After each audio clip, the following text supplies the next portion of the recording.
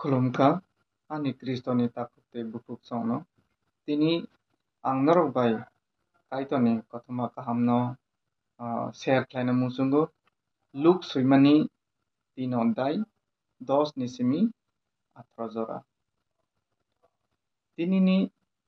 o reading o johon kaham kheno chungno phwrwngwi klangkha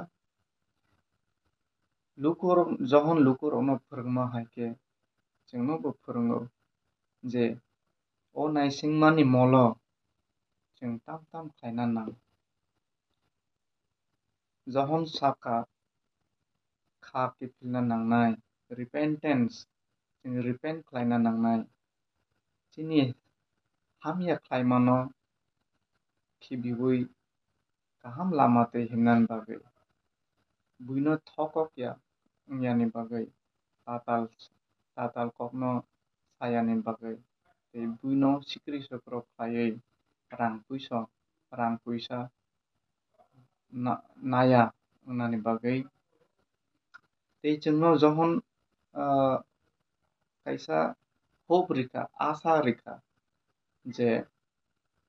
salsa Jisu faiphinai hamya bai kahamno swkakna bagwi aboni bagwi chung hamya lama tei thangyawi chung kaham lama tei thangnai karon chung jokhonte subrai Jisu chungno naphaina phaifru chung bobai thangmana teikhe juka sakao kaham lama tei thangkhang khe subrai bo chungno bini bobai chungno tlangnai hingkhai o naisingmani molo je